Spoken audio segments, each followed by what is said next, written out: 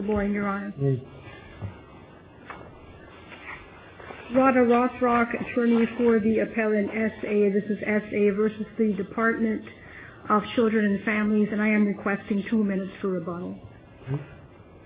Your Honor, as I stated, I represent S.A., who is the mother in a termination of parental rights proceeding. The mother's parental rights were terminated earlier this year for failure to complete a case plan. Let me get some of the facts straight so I understand. This is a 13-year-old. When she had the child, she was 13 years old. Correct. She was impregnated by a 27-year-old man. Correct. She was abused at the age of 10. Correct. She has psychological problems. Correct. She is in foster care. Correct. And she has no relatives that are stepping forward to work with her. Correct. And she had no guardian ad litem appointed. Correct. When was the attorney appointed to represent her? At what point through all of this, as far as the termination of parental rights, was the attorney appointed? Attorney was appointed at the original shelter. The original shelter. Correct. So the attorney has been involved almost all the way through this. The entire way through, that's correct. The entire way through it. Yes. I assume it wasn't you. It was not me, correct. Was there any discussion, quite apart from any rules, was there any discussion below concerning whether or not to appoint a guardian for her simply on the basis of her disability? I did not see anything on the record indicating that. I did speak to the previous trial counsel. She did tell me that she asked for it orally, but I didn't see anything on the docket sheets indicating it, so the record doesn't reflect it. How would the appointment of a guardian have changed the outcome, if you can speculate on that? Whether it would or it wouldn't, the issue here is because such a fundamental right is affected, the issue that she's a minor and doesn't have the capacity to assert those fundamental rights. Well, but we have a lawyer. I mean, it's not as if she's just appearing before the court. Well, it's a different role the attorney and the guardian would play. I understand, but you have an attorney that could have asked for a guardian, could have made a motion, didn't. Now we're going to create a rule that requires the parental guardian, even though it may not be needed, just because we are now saying it's fundamental error or not. Could we not look at how the guardian would have changed the outcome? I mean, maybe it's harmless. I don't know. Harmless error. If it was error, how does it change anything? I mean, it sounds like a kind of case that it's going to come back the same way no matter how many. It may or it may not, but if there is a fundamental right to something, she had no opportunity to assert that fundamental right because she had no capacity. Well, how do we? I don't know that there's decided any case that says there is such a right, either in Florida or in any other jurisdiction. You've asserted one where there was nobody representing the person, but here we have an attorney, and now we want to add another layer onto it by having a guardian. And is there anybody that has ever said that that's fundamental right? Or were you just the argument such that says going where no one has ever gone before? The argument for the fundamental right is actually just any parent has the fundamental right to have children. That is Supreme Court, U.S. as well as Florida. Mm-hmm. As far as whether the appointment of a guardian ad litem would affect the fundamental right, I'm arguing the guardian ad litem cases in conjunction with the fundamental right to have children. The guardian ad litem cases say that the minor has no capacity. It's no. Correct. No court has ever said that. Correct. Okay. Well, let me ask you this. How do you distinguish every treatise and case that I pulled up and looked at talks about whether or not the minor is unrepresented? Correct. Then the question of the guardian really comes into play. But everything I looked at says that if a minor is unrepresented, the court must appoint a guardian. And everything is if they're unrepresented. If they are represented, that's why I asked you at what point the attorney got involved. Because if they are represented, then it seems to fall in the discretion of the trial court, or somebody has to request it. So if we're going to rule your way, how do we get around all of these cases that say otherwise, and there's a recent one in 2001 out of 4th DCA talking about it. The case in point is Noah versus Department of Human Services, which was the federal case in Kentucky, which specifically addressed your issue of what does it mean to be unrepresented.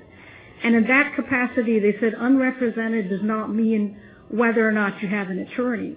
Unrepresented means whether you have a parent or legal guardian. Well, but that may be in Kentucky.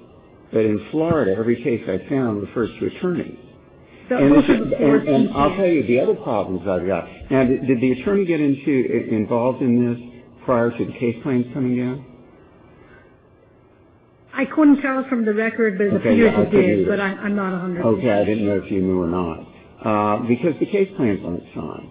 And you have, the other problem I have is you have a 13-year-old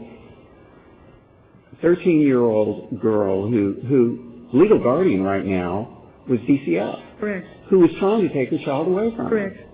And the case plans aren't signed.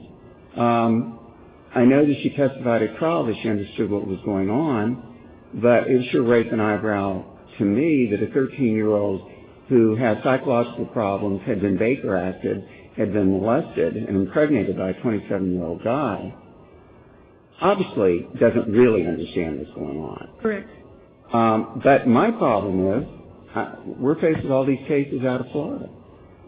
So how do we get around these cases? Well, the cases which the DCF cited, which were primarily 4th DCA cases. The 4th DCA... We do have to follow them every once in a while, though. Yeah. The 4th DCA cases are contrary to what my client's asking for. I would acknowledge that. And what the DCF did cite, I would also acknowledge they analyzed those cases correctly. If this court was to follow the 4th DCA, the decision would be in the department's favor. I'm asking the court not to follow the 4th DCA because there is 1st DCA and 5th DCA law, which does require either the appointment of the guardian ad litem or a finding that the appointment is not necessary. Because failure to do so would result in a case like what we have here, where you have 13-year-old with all these problems who is... Well, is your argument that the court should have made on the record a specific finding that, in fact, this young lady was properly represented all the way through the procedure, and therefore guardian ad litem was not or would not be necessary, or was necessary, one of the two, on their own, to sponsor the court should do this? What was necessary, and the court has an affirmative duty to either appoint a guardian to a minor party or to make a specific finding that it's not necessary.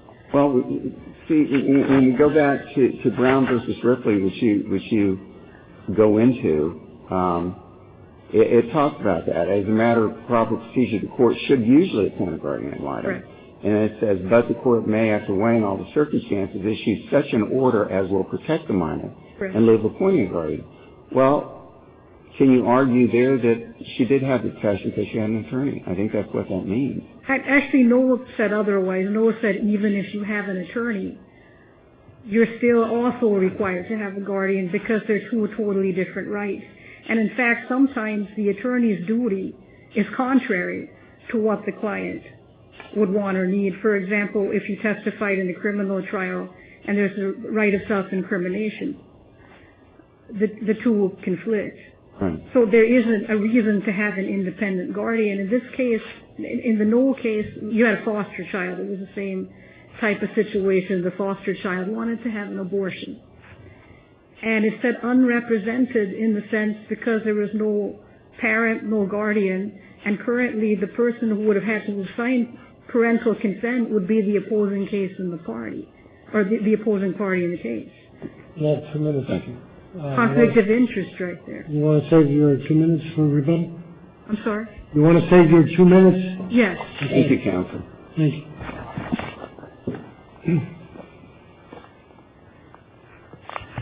May it please the court, colleague Perkins, on behalf of the department.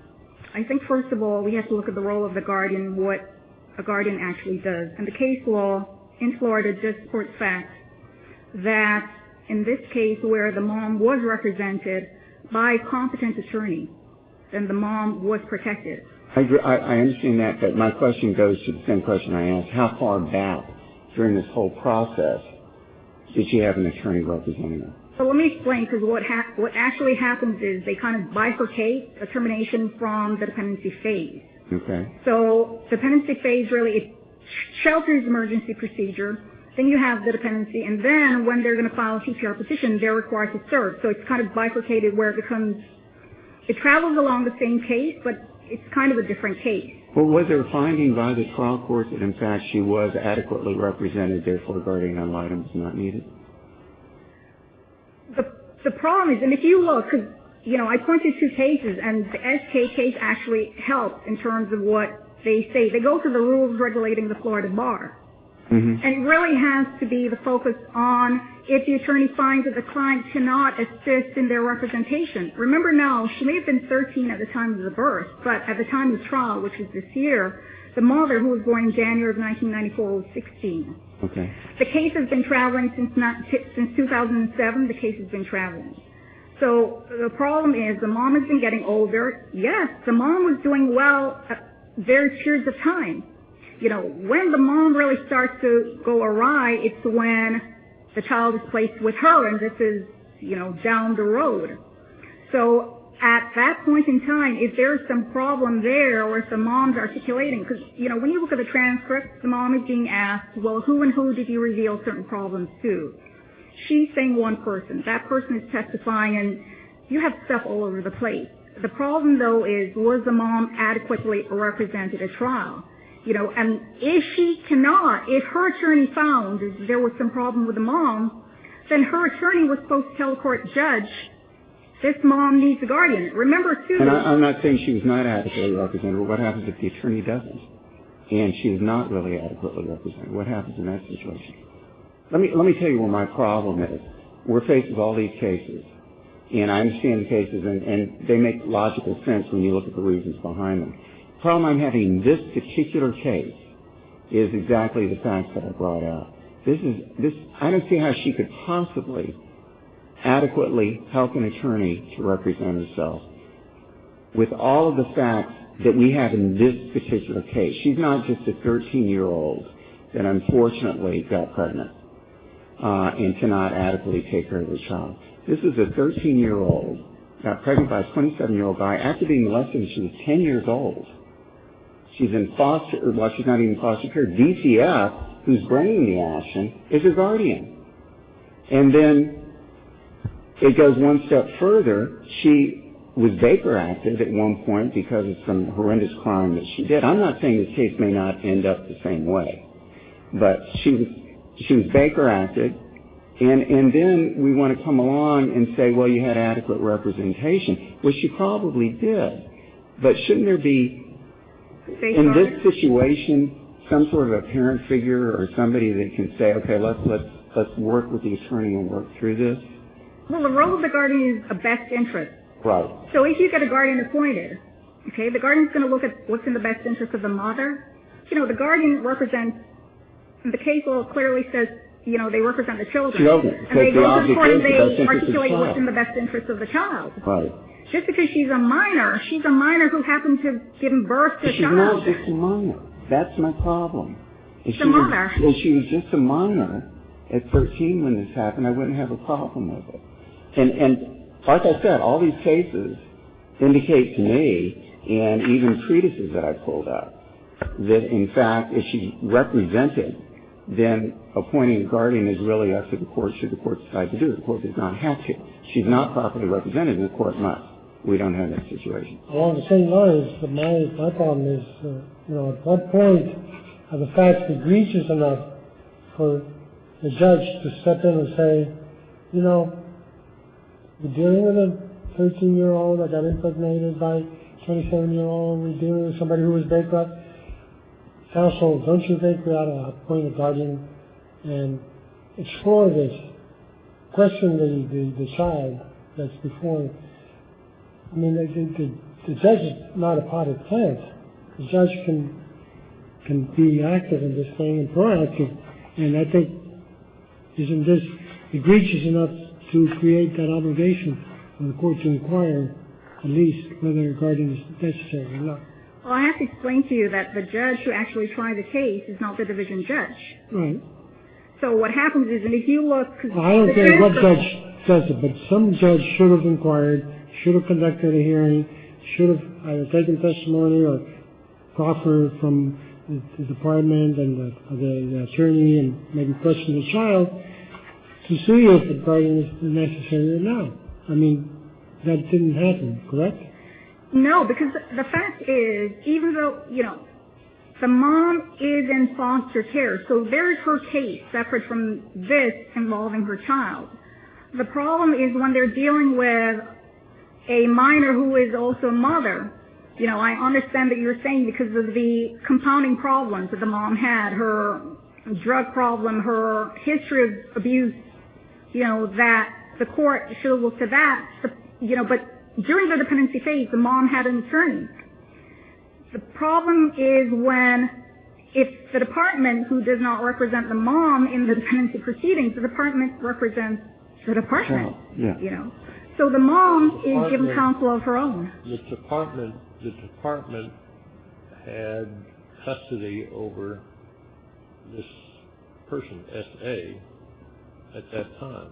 So the department had two hats. When she went back to her foster home, there was somebody there who was representing the government, who was the government overseer of her.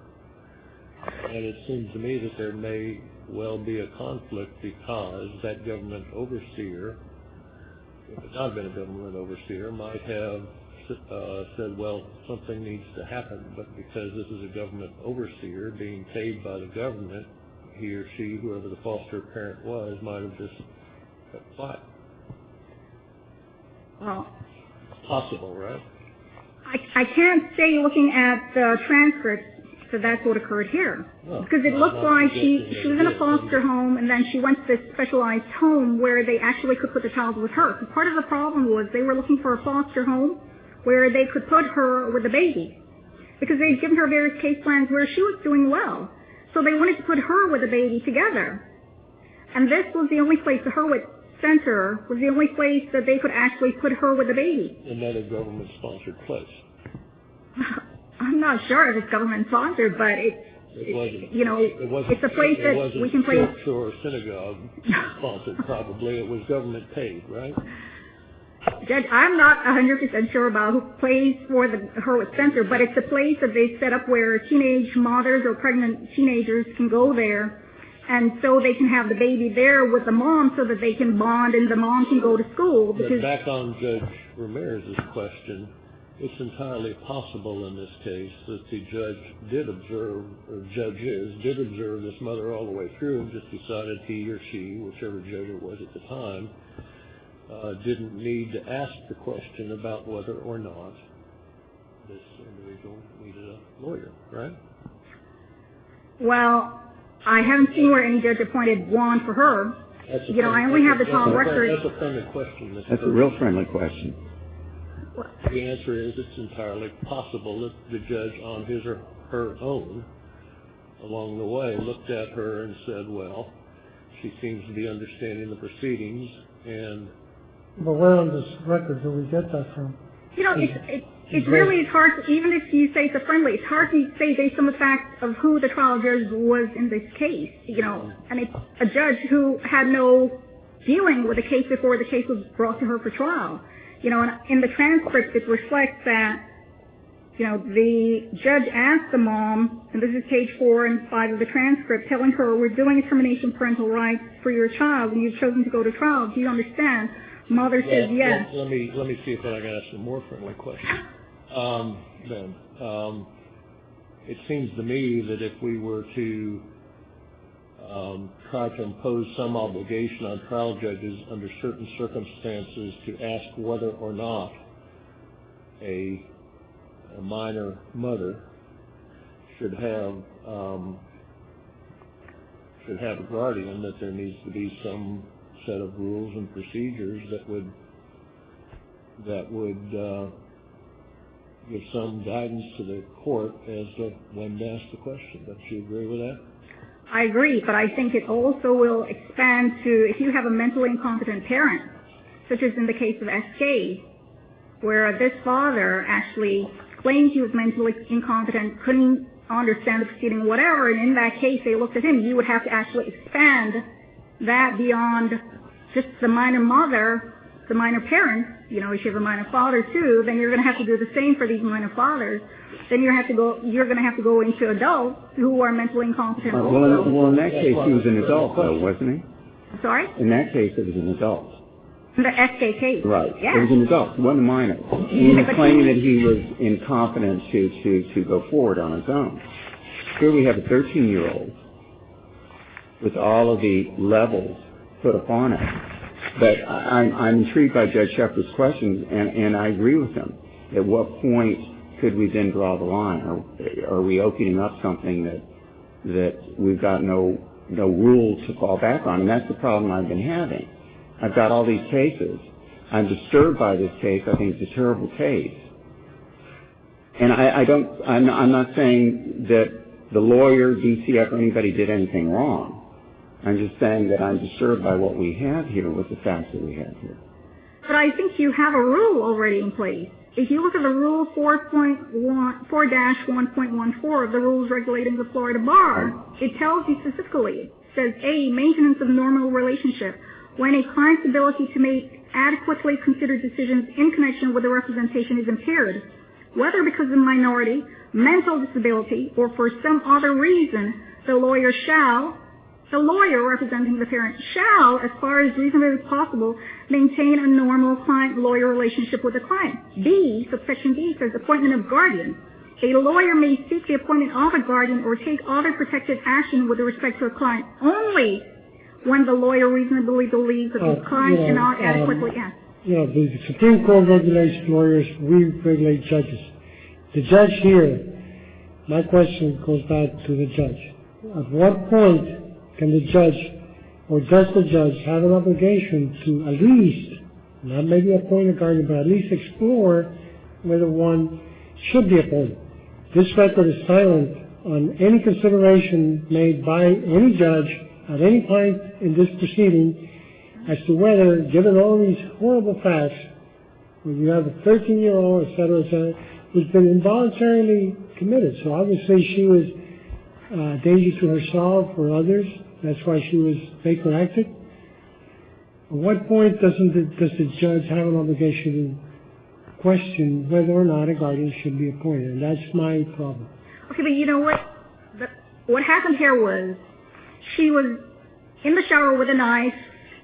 She was in the center. They knocked on the door. She revealed about the whole thing. She was Baker acted.